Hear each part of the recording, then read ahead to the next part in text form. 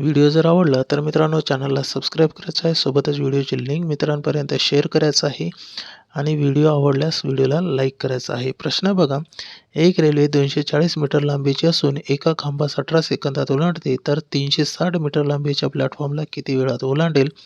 असा प्रश्न जर परीक्षेत विचारला मित्रांनो, तर सेकंदात उत्तर कसे काढायचे बघा। ट्रिकनुसार या ठिकाणी सुरुवातीला काय करायचं आहे, तर बघा 240 मीटर लांबीची रेल्वे आहे, त्याला ओलांडण्यास 18 सेकंद लागतोय।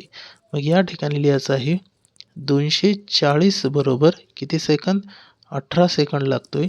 त्याच्यानंतर 360 मीटर लांबीच्या प्लॅटफॉर्मला, मग बघा या ठिकाणी लांबी आहे 360, या ठिकाणी लिहून घ्यायचं आहे बरोबर किती वेळात ओलांडेल, म्हणजे या ठिकाणी झालं प्रश्नचिन्ह। आता करायचं तिरकस गुणाकार। बघा 360चा गुणाकार 18 सोबत, 360 गुणिले 18 लिहिलं, त्याच्यानंतर 240चा प्रश्नचिन्हासोबत म्हणजे 240 आले भागाकारामध्ये। आता याला सोडवायचं बघा, सुरुवातीला हा शून्य आणि हा शून्य कॅन्सल केले।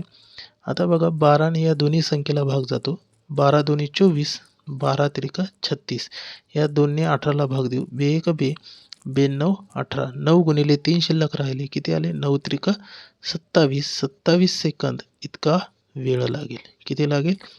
27 सेकंद। ऑप्शन सी मध्ये बघा या ठिकाणी आपल्या प्रश्नाचं करेक्ट उत्तर दिलेलं आहे। क्लिअर झालं? ठीक आहे।